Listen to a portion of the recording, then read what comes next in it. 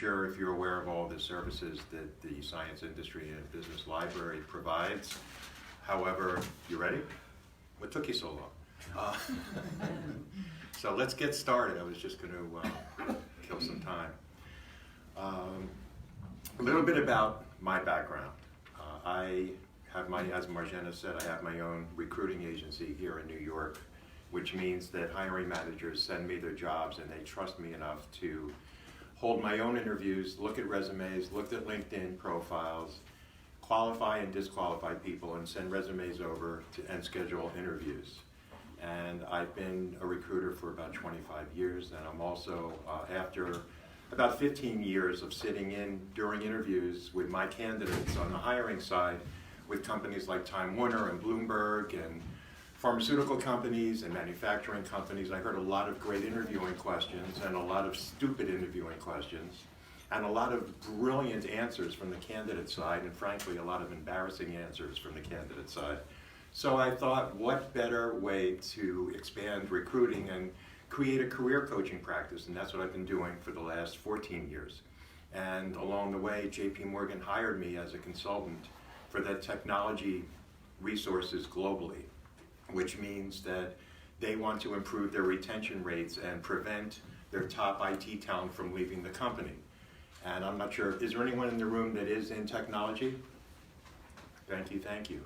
So it's very challenging and very difficult in some cases for a global organization, and JP Morgan has 50,000 technologists working for them to keep the talent. And they have 5 coaches globally, and I'm one of the 5. And I'm also a consultant for an organization, an online job search organization called The Muse. And I'm not sure if you've heard of them, but they've been around a long time and formed by 3 brilliant women in California. And they've just exploded. They're probably the largest online job search advice website in the world right now. They have 5 million people a month checking in. So I'm a volunteer here at the library because I live in New York. I grew up in New York. And one of my friends made me feel very guilty because I never volunteered for anything ever in my entire life. And he did, and he said, why don't you volunteer for something? And fortunately, Marjana allowed me to be a volunteer here at the library. Thank you. Thank you, thank you. And for your information, do you all know what an elevator pitch is? I just gave you mine. And we're going to talk about it. Yes? How many employees does Renaissance Solutions have? Well, we have a number of consultants and a number of full-time employees as well. It's less than 50. It varies depending on how many positions we have and how many opportunities are out there and what kind of pipeline we have as far as recruiting goes. So, having said that, what we're going to cover today, as Marjana mentioned, the entire life cycle of looking for a job, a plan, the resume, and interviewing, going into the elevator pitch, and finally, how do you use all these skills to get offers? And my goal here today is to transfer knowledge over to every one of you. I don't believe in lectures. I don't believe in people telling you what to do. Every one of you knows your background, knows your own personalities. You understand if you're an introvert or an extrovert. And my goal here is just to share with you what happens on the hiring side, because that's where I live. So a goal, I saw this somewhere on LinkedIn, but I use this in my own life. A goal without a plan is just a wish or a dream. And I live on the planning side. And I encourage every one of you who has a goal to think about what your plan is, because without the plan, how are you going to achieve your goal? Someone destroys it. Excuse me? Unless someone destroys that goal. Well, you worry about things you can control. Sometimes you can't control things. It's important to know who you are. Understanding what you're worth, because we are all products. Think about it. It's harsh, but we are. We're all commodities. And the ability to interview who we are, why we are at our career, where we are in our job evolution from the time we graduated school, is going to get us offers. Now, recruiters really are gatekeepers, as you probably know, because hiring managers don't have the time to look at every resume. So the challenge is to get past the recruiters. Before we get started, doing your homework, knowing who you are, knowing what people are going to find out about you is critically important. So make sure your history is accurate. Your profile on Facebook, Twitter, LinkedIn, Pinterest, anywhere you are on social media, you will most likely be checked. As a recruiter, I've seen offers extended to people and rescinded because of profiles and photographs that are damaging.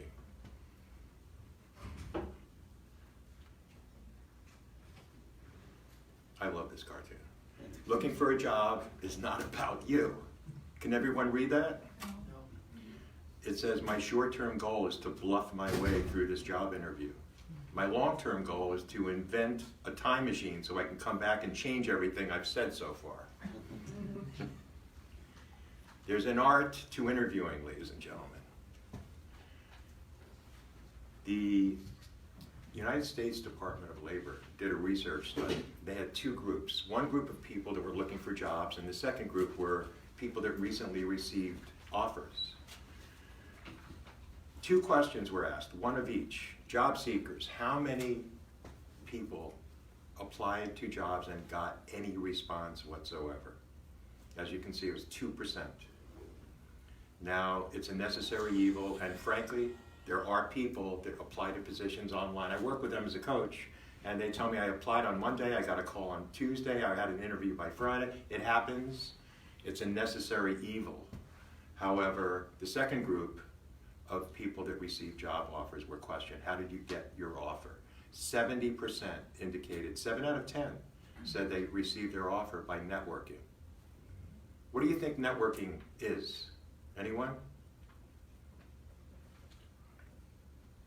Is Well, it? the book I read about networking, Never Eat Alone, is presenting yourself to other people, asking what you can mean to them, not what they can mean to you, but what you can mean to them, and connecting the people you know, and being part of the network yourself.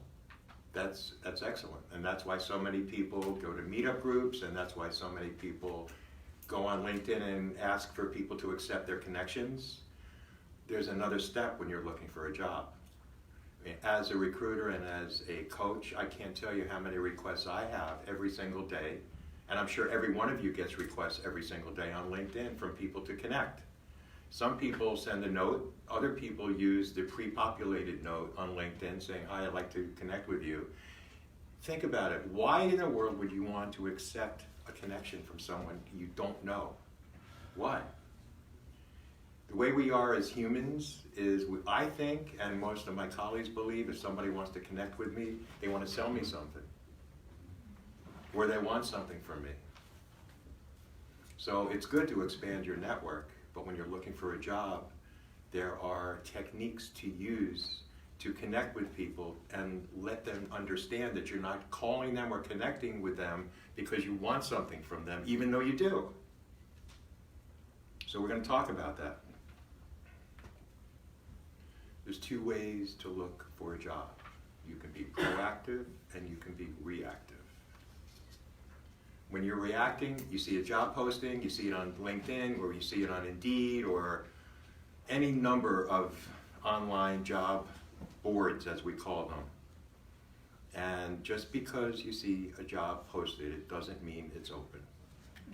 As a recruiter, I have placeholders. I know I normally recruit for technology, front-end Java developers. Back-end, I do a lot of UI recruiting, user interface recruiting, business analysts, project managers.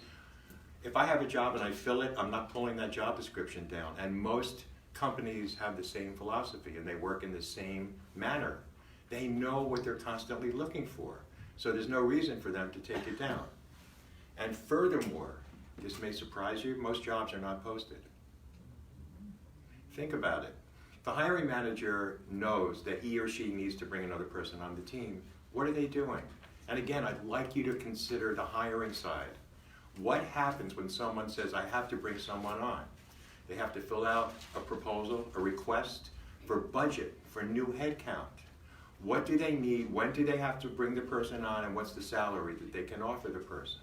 When that goes to HR waiting for approval, that manager is already thinking about who they know in the company that wants a lateral move or a move upward, or asking their colleagues, do you know anyone looking for a job that can do this job? It's a perfect time to network, because if you can get to someone who works on that team or knows that hiring manager, you never know. Timing is everything. So most jobs are not posted, and that's why it's critically important to be building your network. Proactive is the most effective way to get interviews and be noticed. And for every one of you in this room, I hope you can do this. If you know, start with 10 companies that you would like to work for.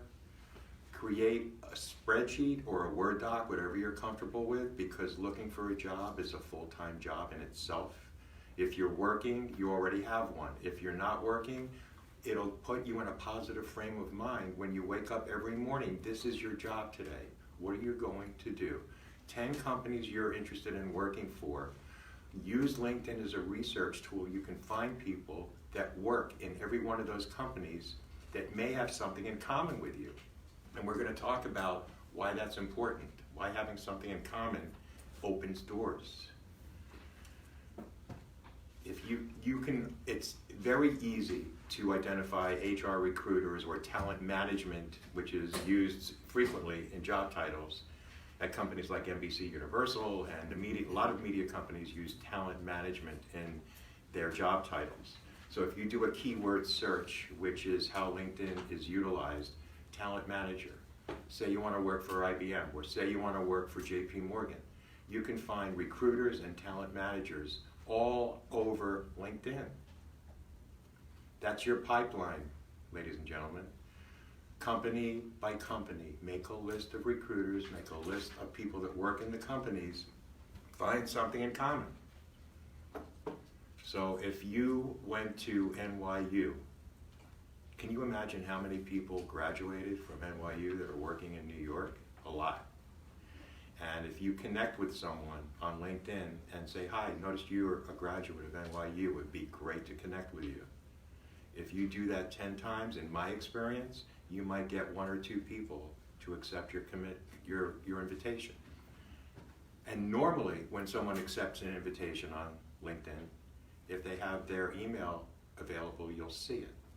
Now, this is a process that works. It's not a one-stop shopping. Connect on LinkedIn, you're accepted on LinkedIn, send an email. The subject matter is going to determine whether or not that message is read.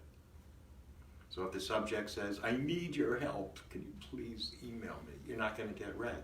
If you say, it was great to connect with you on LinkedIn. Now, if someone said that to me in my inbox, I wouldn't even remember the name, to be honest with you. But if I saw it was great to connect with you on LinkedIn, I would open it and say, who is this? And if your message is, thanks very much for connecting. As mentioned, we both are alumni of NYU. I'm sure you're swamped. You're probably working on massive amounts of deadlines. You're already putting yourself on their side. If you have 30 seconds in the next 7 or 10 days, I'd like to talk with you about the culture of your company. I noticed a job posting on your website, or if you didn't notice a job posting on their website, you can say, I'd like to talk with you about your culture because I'm doing a calculated job search for my next career move, and your company is number 1 on my list. I'm not going to ask you for help. I'm going to ask you for your opinion about what it's like to work there. Is it a conducive environment to learning and to growing? Thank you very much. Look forward to hearing from you.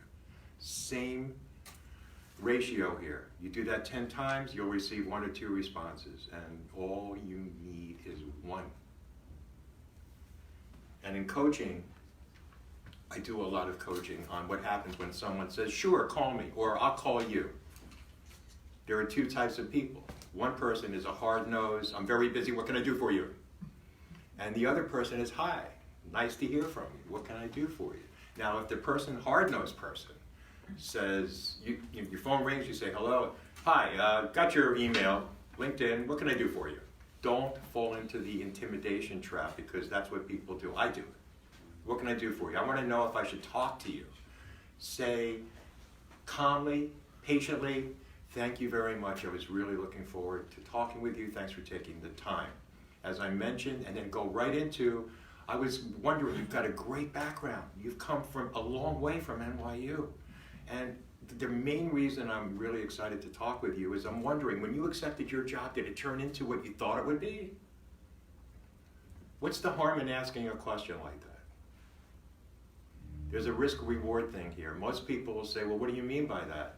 And you're going to say, well, you know what it is. You know, until you're on a job for 3 months, you really don't know what you have. The culture is not apparent. Your performance is not evaluated. And I would trust you because we went to the same school. So as soon as you overcome the potential obstacle and block in the person's mind, like, what does this person want from me? Oh, he or she is only asking me if I like my job, if the company is a good place to work. Why not? People love to talk about themselves. And folks, don't ask them for anything. If it goes well and they start opening up, they might ask you when you graduated, what have you been doing? Don't lead the conversation into, you know, do you know anyone in HR that you could send my resume? Don't do that. Say, you know, I really appreciate your candor. Sounds like you really stepped into a phenomenal opportunity. Now I have to wonder, what am I going to do to see if I can find the right people in your company to contact? I'm just going to do some research. If you say something like that, if the person is genuine and really believes that if they help you, there's no harm, they might say one of two things. Number one, send me your resume. I might send it up to HR. Or number two, they might say, call John in HR, he's a recruiter. Or send your email to John, this is his email address. Or send it to me and I'll send it to John. It's a risk and reward, and you don't want to impose on people asking them to help you. Any questions so far? Elevator pitch. How do you feel about your elevator pitch? Anyone worried about it? Anyone uncomfortable about it? Is there anyone confident in it? Does anyone want to give an elevator pitch? Put your hands down, please. Well, my goal today is for all of you to leave feeling like this. Seriously. It's Friday. It's Friday, exactly. So now we're going to go into your resume. Does it need help? What do you, okay, it does. What do you think the purpose of a resume is? 1, 2, 3, 4, or 5? Show of hands. You think you have to sell yourself? Yes. Yes? You think you have to go over your entire employment history? Thank you. How about just giving an overview of your career? A few yeses. How about you need a resume to get a job? Is that the purpose of a resume? Ah, thank you. Thank you. How about you want to impress people? Hi, I'm really good at what I do. No. What about a good fit? Looking for a fit, like a collaboration. Am I good for you? Are you good for me? That's not bad. That's not bad. However, you have a limited amount of time when someone's eyes are on your document. Usually it's a recruiter who doesn't know much about the job and just matches words. So if you're giving an elevator pitch to someone, if you indicate that you're good for them and they're good for you, what's the next step? And they have your resume. Oh, I thought you were talking about resume. I am, but they go hand in hand. So you get the resume. What is the message you want to convey that you're good for them and they're good for you? You want them to interview you, right? So why would someone interview someone? Because they feel the resume communicates the fact that they've got the skills and the knowledge and the experience to do the job that they're applying for or they're networking with. And that's part of it.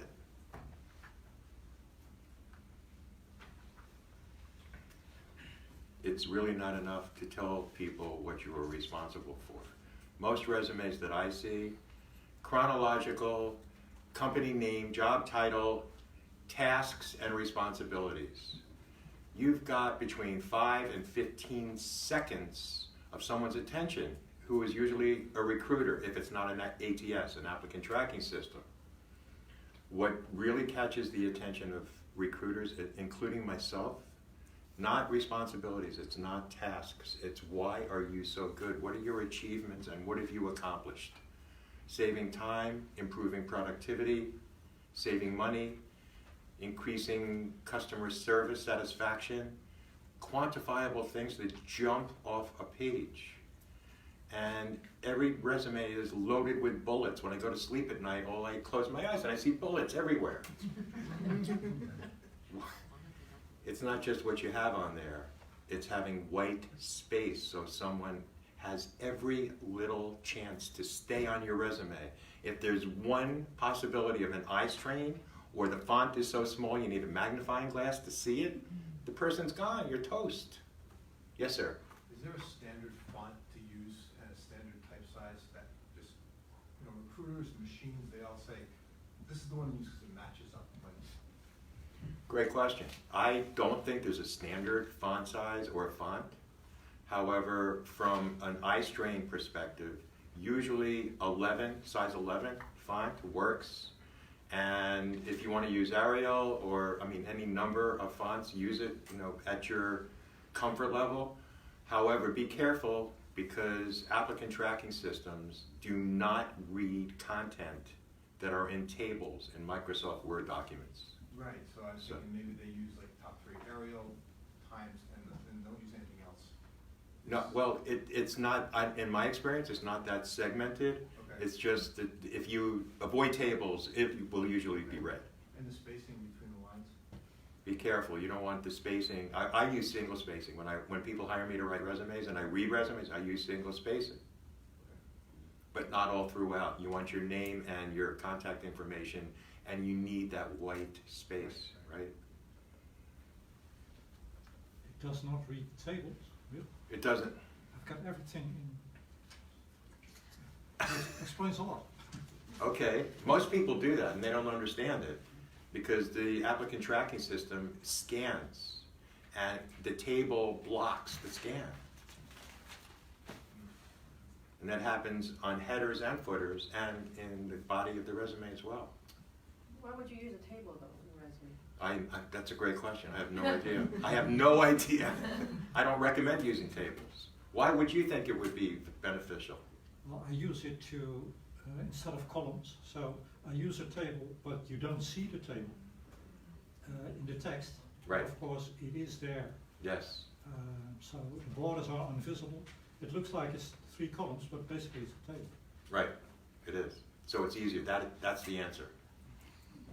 Bottom line, don't use it. Bottom line, don't use it. Spend the extra few minutes and just align it manually, right?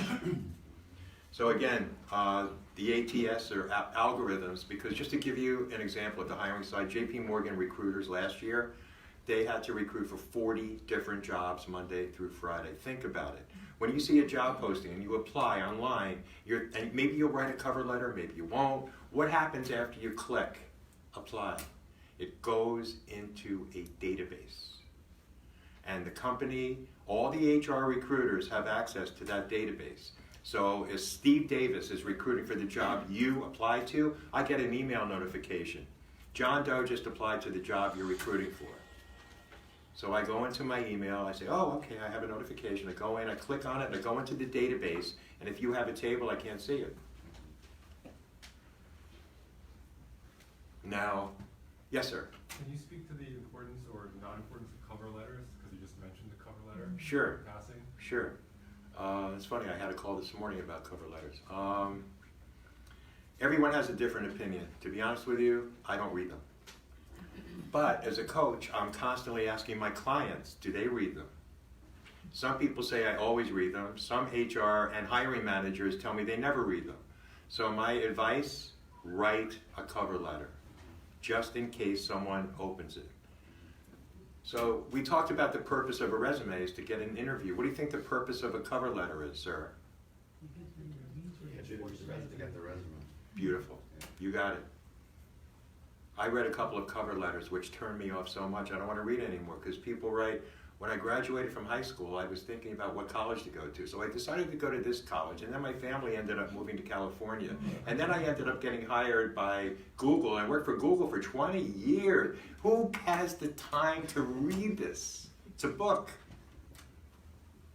Short and sweet, yes. Yeah, that was my question. It What? seems like it used to be a cover letter with, say, three brief paragraphs, but now it seems like I'm hearing it should just be a few lines. Think about if you were the recruiter and I sent you a cover letter. What would you want to see? Just a few lines, but I mean, it's just, Right, right. I'm just clarifying that that's the norm now. It just a few is. lines. It is the norm, and thanks for asking that. And the content should be specific, because the cover letter is, if someone reads it, they're automatically looking for spelling errors. They're automatically trying to evaluate how well you communicate. And most importantly, they're trying to understand if you're confident that you can do the job, to get them to open your resume. And please don't start it with, I'm very interested in this job. No, really? It's obvious. And another risk is you don't want to be perceived as being desperate. I really hope to hear from you. Here's my number, here's my home phone, here's my cell phone, here's my email, here's my another email. I look forward to hearing from you. No. Because people are worried. If I bring this person in, maybe there's something wrong with him or her. So the cover letter should be short, and it should be descriptive. It should actually really represent how you think. You looked at the job, you did research on the company before you even applied, and based on the requirements, you believe you're a strong match. And give them a few reasons why you think you're a strong match. And if you compel them enough, they're going to open your resume, and then you won. So why you? What sets you apart? Yes, sir. For the ATS, Yes. Is there a norm? I imagine they put on filters on how many to, I guess the question is, when there's a listing in the job description, one might it may be beneficial to take several of those words and put sure they're in the resume so Right. that it goes through the ATS. Right. You know, so if it's UI, UX, if it's B2B, B2C, you know, now you should, if you're applying, have a lot of those anyway. True. But my question is there a norm on how many to get through? I would imagine they'd say if they list, you know, some of them go on forever, so maybe it's like, if has more than 5, take through, if less than whatever, don't go through. There is not a norm. But do those filters exist, I would assume, and did they set them? Yes, there are algorithms that are programmed by HR. Right. I'm going to give you a website that will save you a boatload of time. Okay. It'll scrape your resume just like an applicant tracking Right. system, okay? It's called JobScan, JobScan.co. And they give you, I'm pretty sure it's 5 free scans a month. And it allows you to copy your resume, paste it in, copy a job description, paste it in, and click, and it will scan your resume just like an ATS. It will highlight the words you match, it will highlight the words you do not match, and it will give you a percentage. So if your percent is 60 or 65, you know you want to make changes to get it up to a minimum of 75%. And it's free, and if you share it with anyone and they use it, you get 5 more free scans. It's a great, great Okay. resource. It Yeah, really use is. the tools that they're using. Right, exactly. Because you can go crazy trying to do it on your own. And don't include soft skills. Must be organized. Don't put it in your resume. I'm a multitasker. Wow, really? When can you come in? You said jobscan.co? Yes, ma'am. Thank you. You're welcome. They're out of Colorado, so be careful. No, I'm only kidding. Tell me about yourself. That's how I start every interview. Thanks for your interest. Tell me about yourself. Or why did you apply? Or why do you think you're qualified? Anyone have a good answer to that? One person I was interviewing said, well, I really need a job. I said, well, okay, I'm not kidding. This is reality, folks. Most hiring decisions are made within 30 seconds. From the time someone talks to you on the phone and they say, "Hi, Steve. Thanks for making the time for our call today." And if Steve says, "Oh, you're welcome. What can I do for you? I'm happy to talk to you." As opposed to, "I was really looking forward to your call. I've researched your company a little more since we last had our email exchange. Really, really interested in hearing what you've got to say." There's a big difference. Interviewing, well, we'll get to what it is, but having that goal, having a goal focused on leaving a positive impression, because we're all competing against people. You're competing against other candidates. You're not your resume. When someone says, "Tell me about yourself," well, this is where I started, this is my last job. No. You want to tell a story. Interviewing is storytelling. And every story, and we're going to get to this, has a beginning and a middle and an end. I want to share this framework with everyone. If you can focus on your elevator pitch and your interviewing techniques, you are a storyteller. If someone turned on a TV show and it was boring and there was information everywhere, you would change the channel or shut it off. But if someone's talking to you about a story, whether it's archaeology and finding lost bones in Peru, or it's someone saying, "Hey, I started a company with no money, I had $10 in my pocket," that's a story. And when you're on a phone interview, the biggest obstacle you have is the person listening to you. When I'm on the phone and I'm doing a phone screen, I'm looking at my email. Unless I have a reason to, there's a difference between listening and hearing. I want to hear a person who's telling me a story.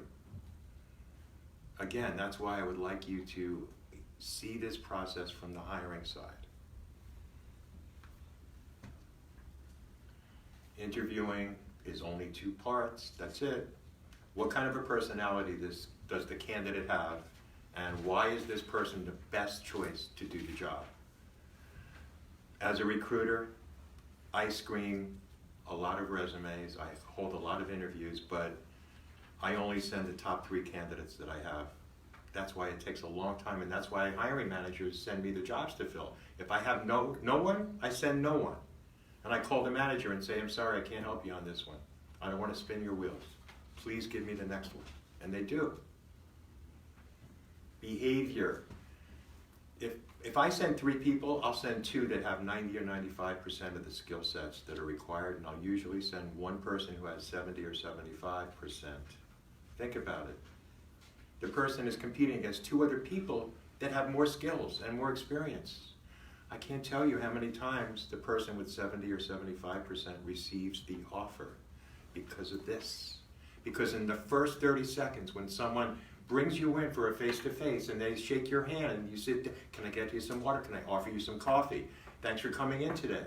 It's all called executive presence. It's called emotional intelligence.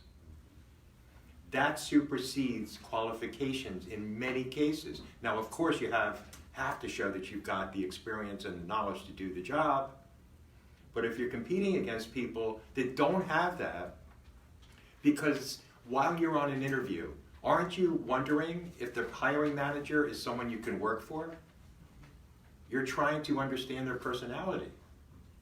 Can I work for this person? Well, they're doing the same evaluation on you. They're trying to figure if you're going to fit in the team with Rashid and Joanne and Frank and Bill. Are they going to get along with you, or you're going to be feeling comfortable with them? And if they don't get a warm and fuzzy in 30 seconds, you're toast. And I can't tell you how many people call me after an interview. And my first question is, "How did it go?" "Oh, it went great." "Well, why? Why do you think it went great?" "Well, I was there for 2 hours. I met 3 people." "Why? They wouldn't keep me for 2 hours and have me meet 3 people.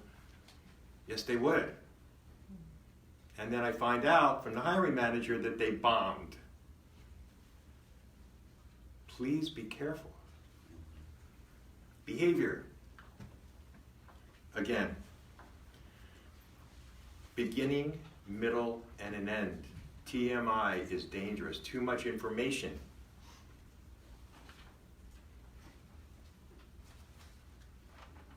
And and this is true. I talk to a lot of people that say, I don't like to brag, I'm not a boaster, I don't want to tell you how great I am.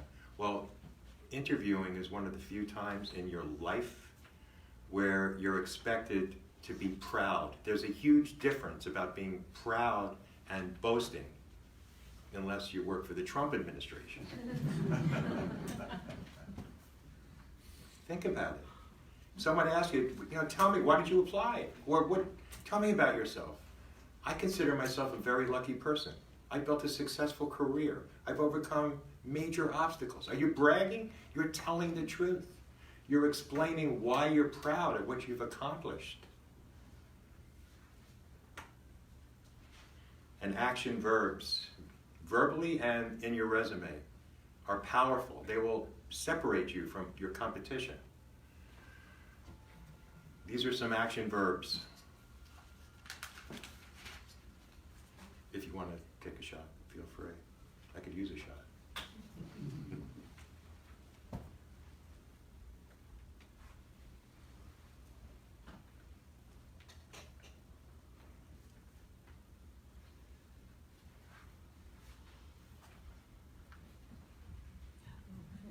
If you increased profits, raised, expanded, lifted, amplified. If you're creative, you planned, created, executed, built. Again, it's not your tasks, it's your achievements.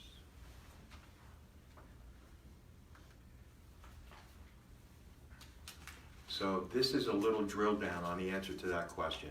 If you know exactly the position that you're interviewing for, focusing your elevator pitch on where your achievements align with what the job needs, you're going to win. And the most powerful technique to get offers, in my experience, when someone asks you, have you ever managed projects? Yes, I've managed many projects. Someone else answers the question, yes, I've managed many projects. Would you like some examples?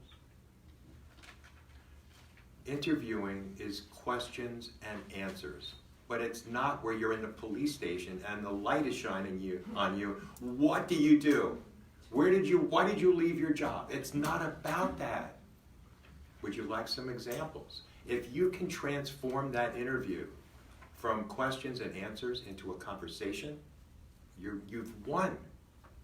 So by simply asking, would you like some examples, and have some killer examples ready that are needed in the job, and just, you want the person to ask you for more. So I managed a project for multidisciplinary teams globally. Here was the problem that I faced. Here are the actions that I took. Here are the results that I produced. Would you like some more detail, or should we continue? That approach shows that you're respecting the interviewer because he or she is conducting the interview, and you're asking if they'd like more detail.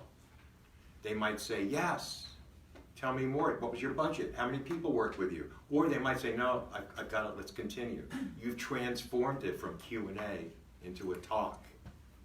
And that's an indication of your behavior and how you will work on their team. You will not find that information in any job description.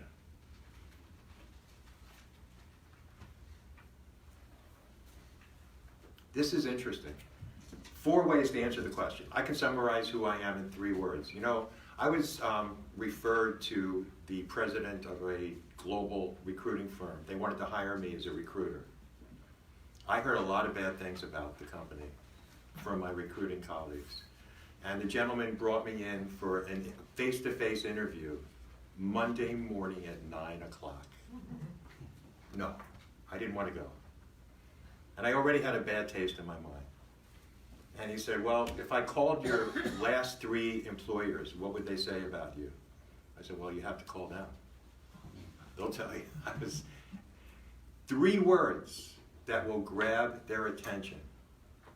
Tell me about yourself. This is the quotation I live my life by. This is an indication of how you think. You're not explaining your background. You're not explaining what school you went to. And again, companies, think of this in sports, companies hire athletes, not just one position.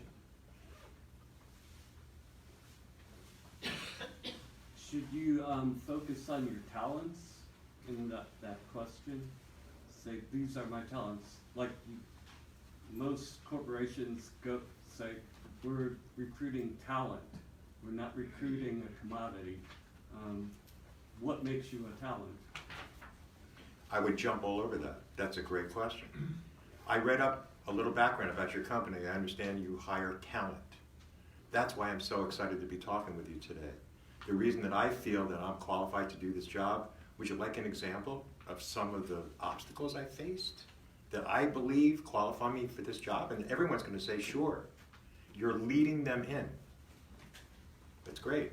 That is great. People that know me best describe me as sleepy and lazy, or whatever you want to say. Now, here's something I found online. 9 ways to fine-tune your elevator pitch. Understand your job target. And I don't know if anyone knows who Yogi Berra was, but he, he was a New York Yankee catcher who had the corniest expressions you'd ever want to meet. He came up with, it ain't over until the fat lady sings. He came up with, you've got to be very careful if you don't know where you're going because you might not get there. Doesn't mean anything, it's stupid, but there's something in there. So when you begin thinking about your elevator pitch, the best way to describe yourself is where you've been led to in your career. Where you started, what you accomplished, where you are today, and what you're looking for. That's the framework. And the best way to practice it is write it down. And practice reading it to a family member or a friend, as long as they won't run away. Or you can record it on your phone and play it back. Or you can call yourself and leave yourself a voicemail. Even better.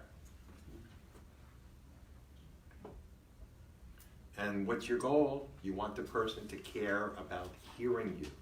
So less information is more powerful. And the last point here really is it should answer 3 questions. Who are you? What do you do? What are you looking for? If they match the opportunity or the networking environment that you're in, you're going to win.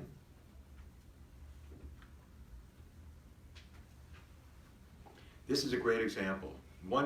2 ways to answer the same question.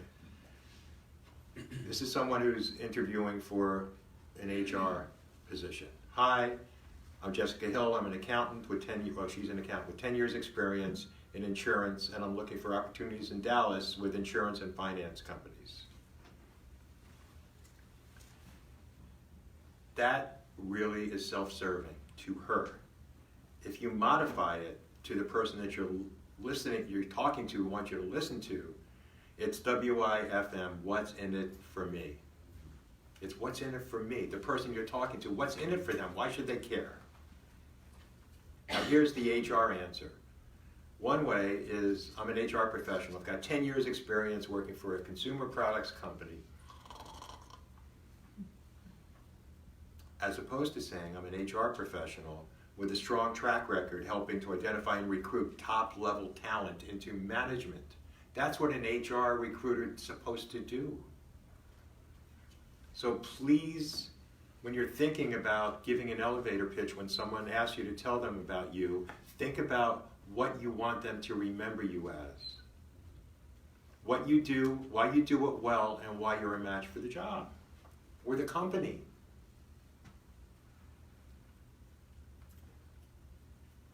Read it out loud, it helps. Practice it, it helps. And it will feel awkward. It will. But the more you do it, the more comfortable you'll be with it.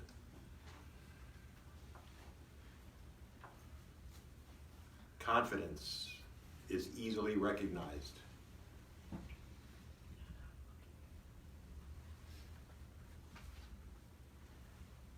So let's talk about interviewing and getting offers, folks. That's what it comes down to. How do you get offers?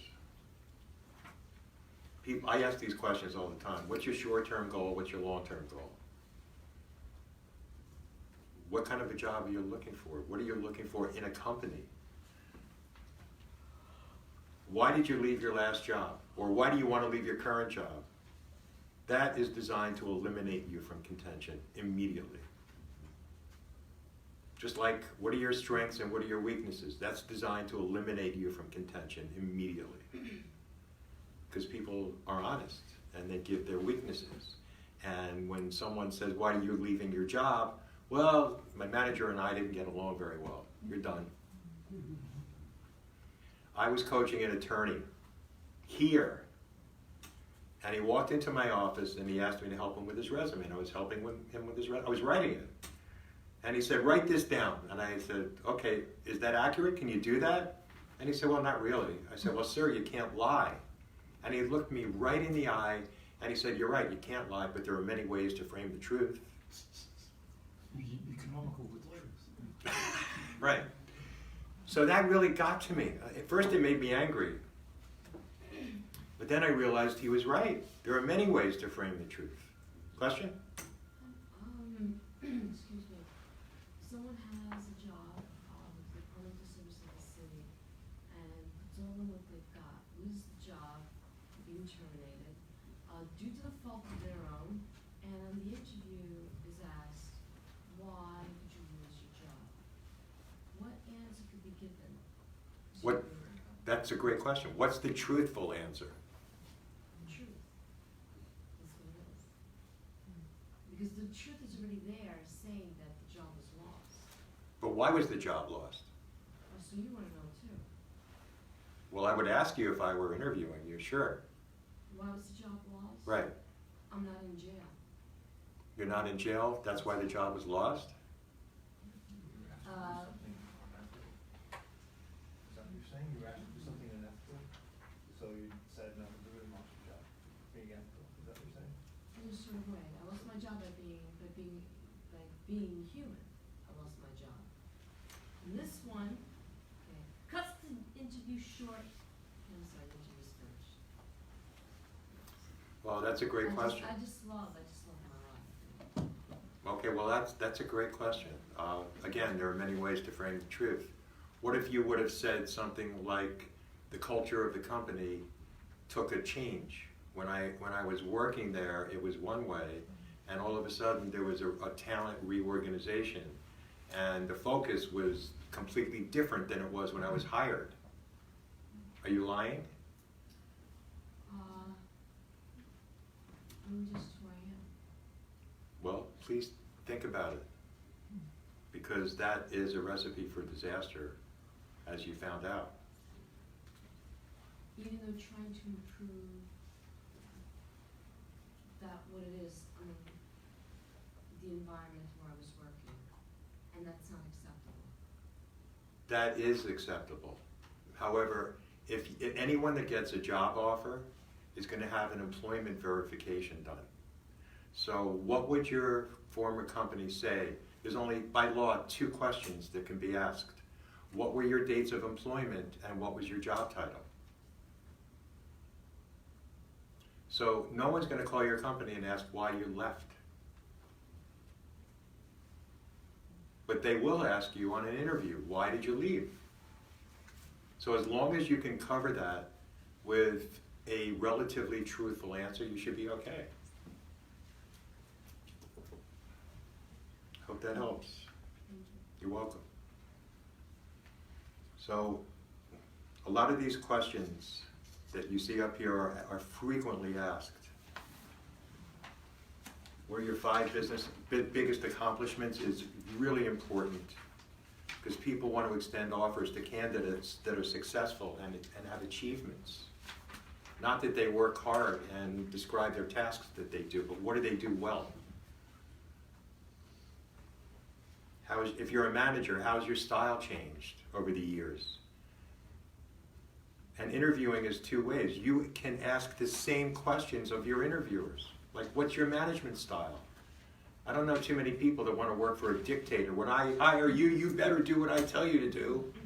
It's my way or the highway. I used to work for people like that. No way. I bought a helmet.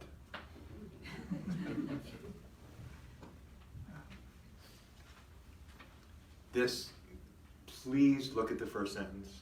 Candidates are not judged how well they do their job. They're judged on how they describe how they do their jobs.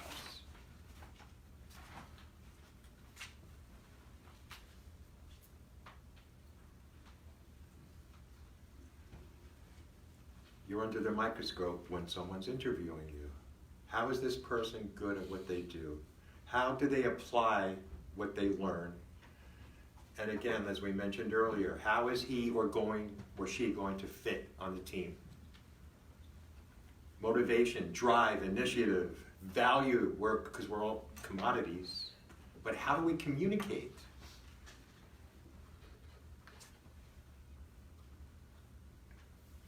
Now, no offense to the IT people in the room, but most technologists have the personality of a rubber band. I coach them. Offers are given to people who show that they have EQ, emotional intelligence, emotional IQ. And gut feelings usually carry the day. Think about it. If you go out to a networking event and everyone's giving you their business cards and, hi, how are you? What do you do? Where do you do? Where are you from? What's your profession? Aren't you getting a gut feeling about these people instantly? You listen to the way they speak. You listen to their accent. You look in their eyes to see if they're looking in your eyes. Gut feelings. And folks, we only have one chance to make a first impression. Your resume is usually your first impression digitally. Phone screen on the phone. In person, first impression. Hi, how are you? Can I offer you some water? First impression. Why did you leave your last job? Why are you looking to make a change? It's going to determine how far you go.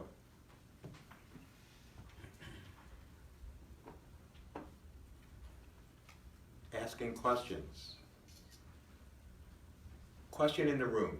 Has anyone been on an interview? Oh, I'm sorry, you can, please. I didn't know if you were going to address this later. I just had a question about panel interviews. Oh, no panel questions, please. No, I'm only kidding. No, I just find that I'm okay one-on-one, but then I get so nervous and I just can't seem to calm myself down. And sometimes they're sitting spread across a table and they're not all in one area, so it's just hard to make eye contact. So. Yeah, I'm the same way, by the way. It drives me crazy. So when you say a panel, you mean a conference room filled with people Yes. interviewing you, one after another, rapid fire? Yes. That's a great question. I think what I do to prepare myself for that, because when I give presentations as a recruiter, I want a company to hire me, to give me their jobs. That's what happens to me every single time. They'll bring in 5 recruiters, usually a manager and a director of human resources, and say, why should we work with you? Why should we put you on our vendor list? Why? And then they get a question from here and there and here, one at a time. Focus on, and if they start to overload you with questions simultaneously, smile and say, you know, I'm only one person. Can I answer one question at a time, please? Oh, okay. It's okay. It's okay. It shows that you have awareness, self-awareness. Again, that's emotional intelligence. People use their gut feeling to understand how aware you are of yourself. If you don't say that and you become flustered, you might answer in a way you would regret. But if you are so aware of yourself that you say, folks, every one of your questions is great. Would you mind if I just took one at a time? Because each one of you deserves my complete, undivided attention. Is that okay? I've had experience where in that same position where they're actually like testing you. Like you say, oh Yep. yeah, I'm good at multitasking. So then they like give you multitask questions, Right. And you need to like, Right. Here's your answer. Here's your answer. Here's your answer. Yep. It is a test. It is. So Yeah. if you like, wait, I'm overwhelmed. You're done. Yeah. Yep. Thanks for saying that, because I was going to share this with you. Most interviews are designed to eliminate people, not to qualify them. And that's why those things happen. Think about it. People don't want to spend time with unqualified candidates. They want to spend time with the qualified candidates. The sooner they can eliminate someone, the more time they have to spend with people that are more qualified.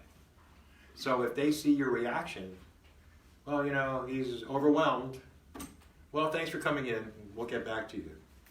No, we won't. Please don't be intimidated by it. Has anyone been on an interview in the last 2 weeks? In person? Either way, on the phone or in person. Nice. I love it. One at a time, would you mind? How did it end? When you thanked them and they thanked you, what did they say? They said that they would, I was first in a long row of interviews, and they would call me back within a week. Did you hear from them? They did not. Did not hear from them. Anyone else? How did it end? Yes. I went on an informational interview, and the woman actually made me feel good because she offered to help me and send my marketing plan to her, which I did, and now I'm going to follow up with her to set up a time. Nice job. Nice job. Did you send her a follow-up email? Yes. Good. Good for you. That's great. Anyone else? Two interviews. One of them said they would follow with me by next Tuesday. They sent me an email right after saying they want to speak with me today, so I don't know if that's a good thing or not. And then the other one was a series of interviews with 4 people. The last person didn't really seem like they were the decision maker or the person that would, so basically it was like, okay, thanks for coming. But they already said I didn't interview well, so that one's already. They already said that you didn't interview It well? was through an agency, so they gave feedback to the agency. Wow. Oh, okay. Like, Okay. Like in the same day, so. Okay. Anyone else? Yes. Yeah, mine was for an HR manager position, so I went through the primary phone screening, and now that you can't ask what one's salary is, so she had asked me what I was looking for. I have to actually put a number down. So I said, well, the market is paying X $1,000, and that, but I mean that's a general number I'm giving you. So. How did they end it with you And though? she was just like, well, all right, well, thank you for answering all my questions. Well, we went through the rest of our questions after that. Right. And then she says, well, good luck to you. And then, we'll be getting in touch, with the candidates within 1 or 2 weeks. Yeah. Have you heard from them? Well, I just had it yesterday, so. Okay, good. Good. But she was my equal, my equivalent. So. Right. Same grade level, pretty much? Right. Yeah, because she's an HR manager. Right. And so that was the position that I was going for, so, yeah. In all these interviews, folks, show of hands, did any of these interviewers ask you or say something like, thank you for answering all of my questions? Do you have any? Yes. Yes? Yes. What kind of questions do you ask? Because I want to give you some killer answers. Go ahead. I usually ask questions about the company and the culture. Right. And then I ask questions specific to the position, like, what's available to the person in this position, or what resources does that person have, or what sort of activities are you expecting this person to accomplish, that kind of thing, and then again asking about the company and the culture is most important to me. Okay, most important to you. So were those questions specifically asked because you wanted the answers? Yes and no. Okay. Sounds diplomatic. Exactly. The UN is that way. Well, no, yes, I do ask questions that I want to know the answers to, but then I ask questions based on my experience with the interviewer and what that person would like to hear that I'm asking, would like to see what sort of interest I have and things of that nature. Okay. So that's why I say yes and no. Okay, well, thank you for explaining that. When someone asks you if you have any questions, please don't focus on the answers you want to hear. That's not what it's about. Although a few of your comments were excellent. Don't mean to judge you, but I think everything you're asking is relevant. What is your plan? Your goal is to get the offer. Right. What's your plan? Your plan is impressing the person. So most of the questions you started off with are textbook questions. Everyone else is going to ask questions very similar. What's the culture like? What's the company like? What kind of growth is there? Very textbook questions. But if you're sitting with a hiring manager and he or she thanks you for answering all the questions, and do you have any for me? What if you were to say, you know, I've been spending a lot of time on this job description. Are there any unforeseen deadlines that may have passed? Any unhappy clients? Any work that needs to be done within the first 2 weeks of hiring someone? Any red flags? Any emergencies? Any things that this person will have to address immediately? You're already communicating the fact that you're visualizing, and visualizing is powerful. Visualizing having the job. And use your judgment on this one, but I always advise people to find out if the job is newly created or if it's a replacement.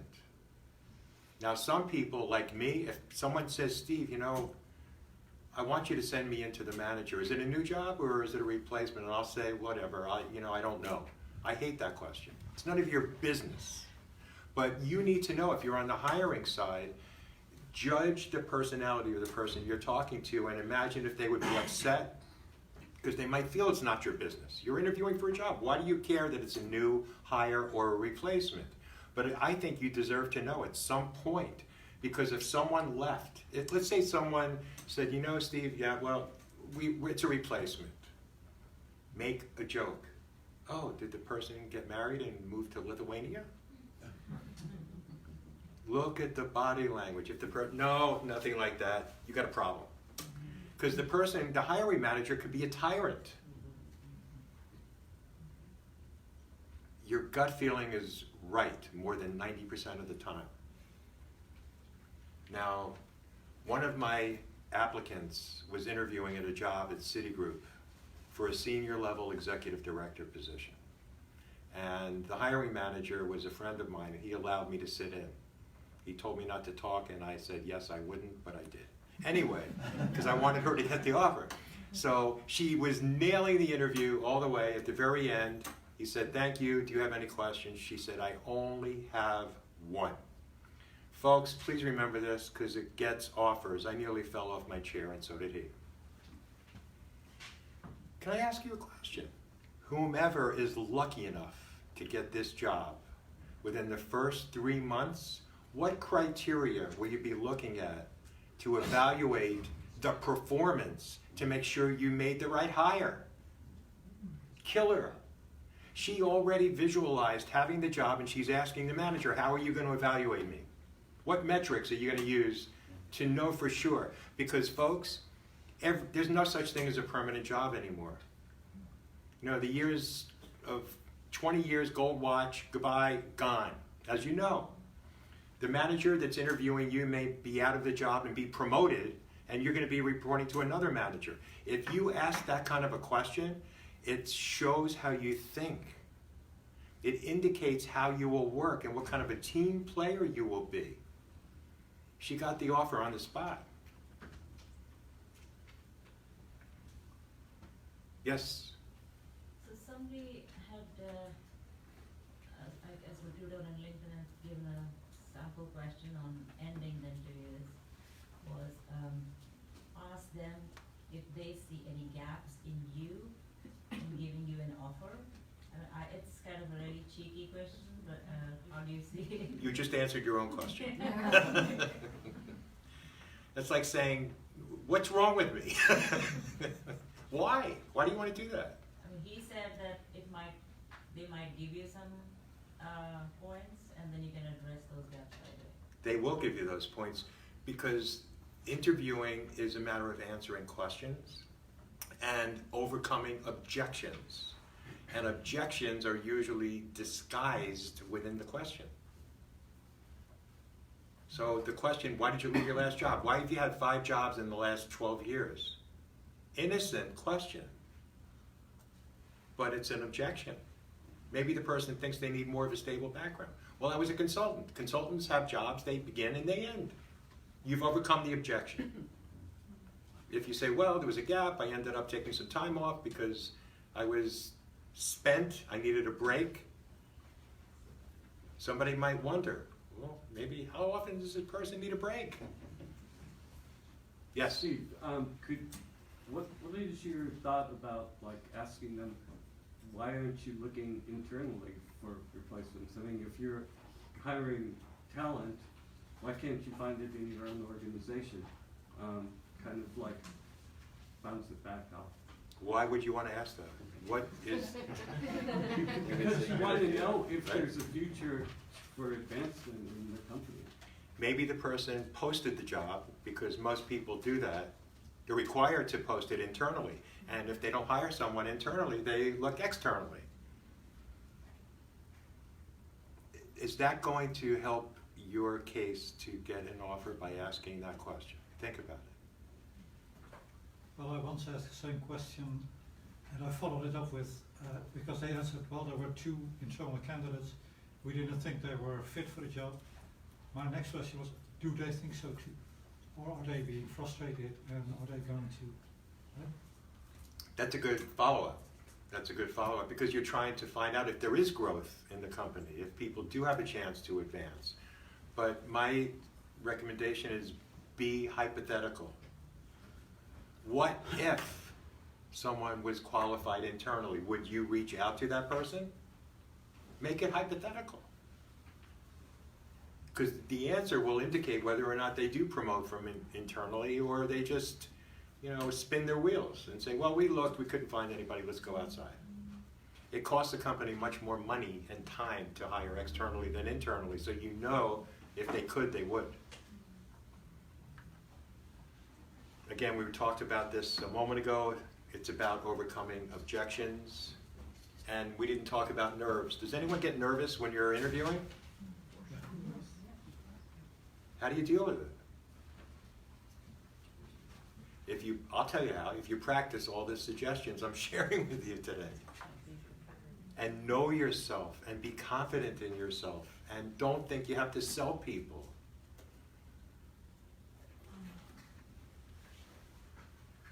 Salary, how much you look, and young lady mentioned it's illegal now in New York and in Massachusetts and a few other states to ask people, what was your last salary? It's illegal. Did you know that? Yes, sir. But I find that HR folks get around that and ask you, well, what are your salary requirements? Right, that's what I do, exactly. So I turned it around back on them and I asked them what they budgeted for the position. Don't do that, please. Don't do that. I can't stand that. Well, the problem is, I have found that I get knocked out immediately, because I've worked for large companies. Right. I'm used to larger salaries. Right. So when you're interviewing with the smaller companies, you're immediately bumped out. So now at this point, Okay. If I'm open, to a large gap, Right. I have to keep myself in the game. Well, can I give you a better response by keeping yourself in the game? Yeah, that would be great. Don't look at what your large company salary should be and what the small company salary should be. Look at the job title you're interviewing for. Go on Glassdoor and find what your fair market value is. Type in how many years of experience you have, what industry you're in, and what the job title is, and you will see what you're worth. And if your last job was less than that number, say, well, the company has a history of underpaying employees, which, by the way, is JP Morgan's history. But if you repeat that, I'll deny it. Is that recording, by the way? My name is Frank Weber. Does that help? It does, but it still knocks you out. Because if you go to Glassdoor will give you a high amount. But if you're talking to a startup, or if you're talking to a young company, that they will offer you a lower salary. And if you've been out a fair amount of time, you have to weigh all those items. That's true. My only comeback to that is get the interviewing experience, refine your skills. Right. If you don't receive the offer, you shouldn't be there anyway. Think about it. Okay, Think about it. no, Yes? Is it, I just had that question yesterday, is it a good idea, I looked on Glassdoor, is it a good idea to give a range, a salary range? What my answer would be is I'm looking at opportunities. Let them think you might even be interviewing. I'm looking at opportunities, yes, between 100 and 130,000, or between 80 and 100. That's what I'm looking at. You're not saying that's what you were earning. You're saying that's what you're looking at, because that's what your fair market value is, right? So we're over time, and Marjana's sitting here going, uh-oh. So we talked about salary, and please remember that hiring decisions are made usually within 30 seconds. Your behavior, your communication skills, whether or not you bond or you don't. And thank you for coming in today.